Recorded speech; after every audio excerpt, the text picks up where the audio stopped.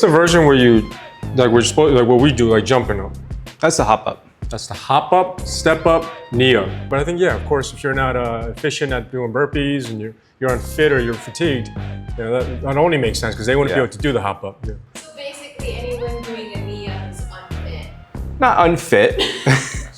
They might be maybe struggle with a little bit more on burpees, or maybe they just kind of need to get their heart rate down before they go on their next run. You got to get better.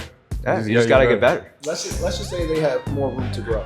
During the solo, and I definitely took longer rest breaks than maybe I probably needed. You were recovering on the ground? Oh yeah. Just lay down? Just face down. I didn't have my face in the turf or carpet. I had it out to the side because that thing was nasty.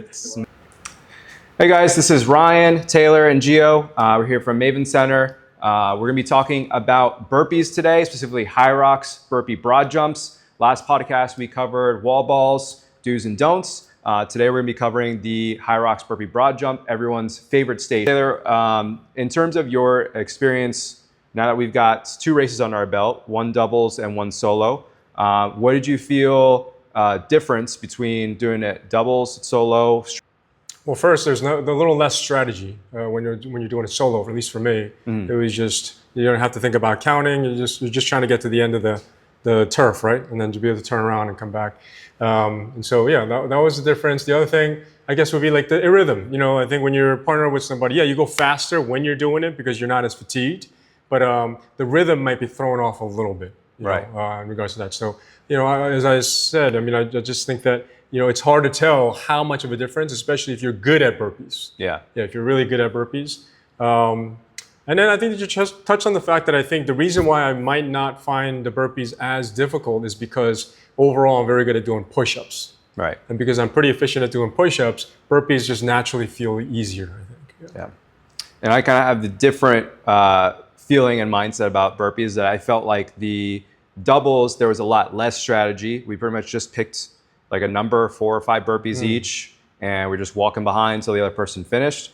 But for my solo race, I felt like I had to strategize a lot more in terms of, you know, keeping my heart rate down, trying to stay moving, not taking breaks as much.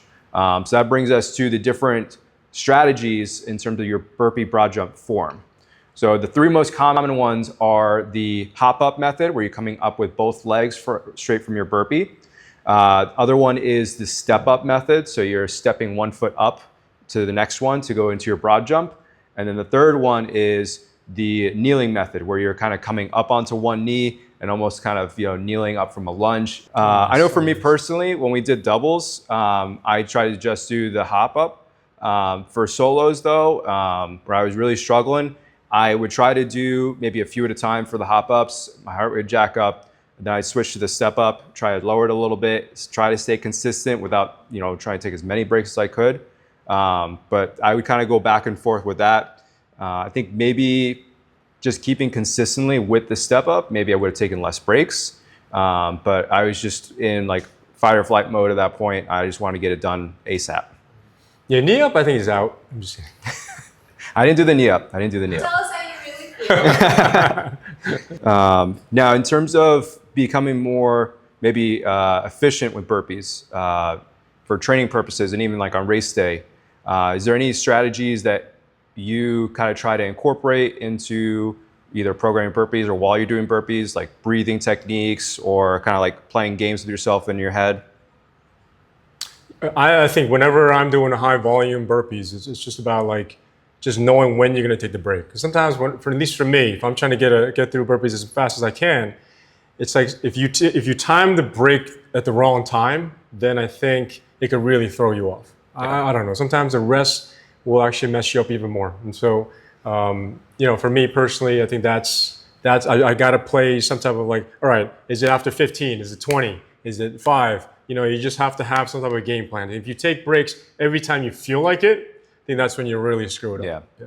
Yeah, I think you have to obviously put in the time with doing these movements, even doing simulations, so you know how you're going to feel at that point, and then set certain either distances or reps where like, okay, I know after 10 burpees, I got to take like a 5-second break, catch my breath a little bit, and then I go another 10, take a little break. If you don't have that set plan or at least some sort of form of plan, I think, like you said, you're in a world of hurt. You're going to keep taking breaks because, I mean, it's the middle of the race. You're already exhausted. You're going to be tired.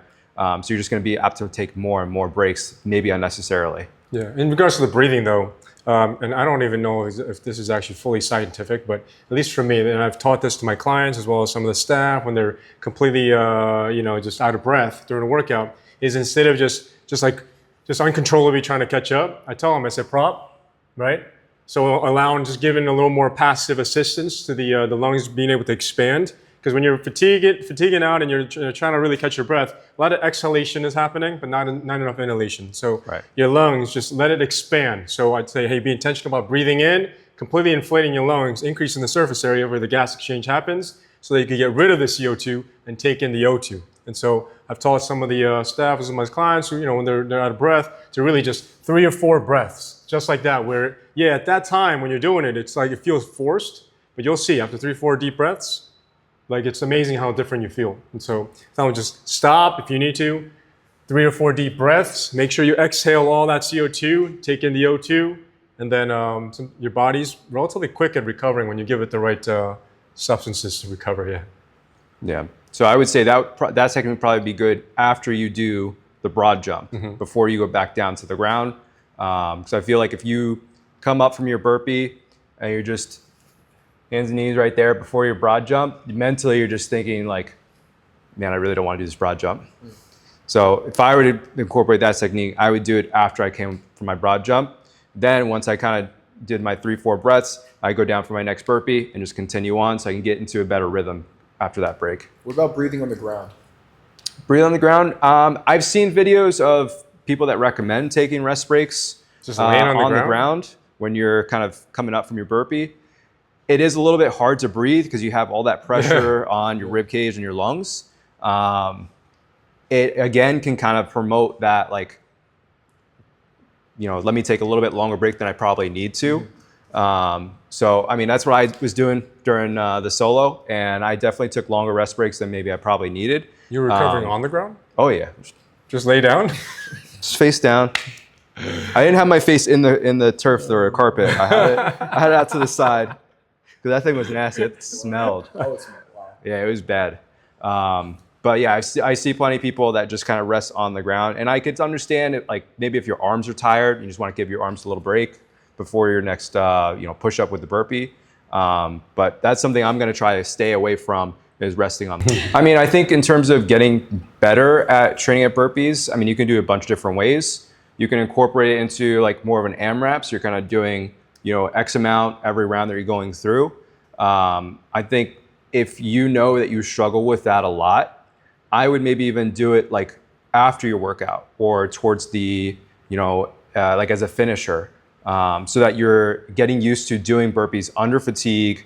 And you can kind of really feel what that experience is on race day. Because unless you're doing a simulation, you're really not going to know how you feel when you get to that station. Even though it's only been 3 stations, you've probably been running and doing these stations for at least 20, 25 minutes. So I think doing it at the end of the workout as either finisher, I think is really good for any skill. Doesn't matter if it's burpees, wall balls, sled push and pull. Just getting that work under fatigue, I think would be a really good job in order to get better at that movement. Yeah, think about burpees, why people hate it so much, because it's considered very painful, especially at the point of fatigue, right? And so for me, I feel like when I'm training, the number one thing in my head, and some people might disagree, is really building up tolerance. And so it's really about volume and just like reaching that fatigue point a little later on mentally too, where your tolerance is higher. And so yeah, as Ryan said, I think after the workout, when you're already pre-fatigued, if you go for like max at that point until you hit that little wall and try to keep pushing that wall where you reach that fatigue point a little later. And so that only comes with just volume and doing it more. Yeah. And I think that speaks to the good and the bad part about HYROX, is that the good part is it's a race that just requires a lot of grunt work. There's very low skill involved.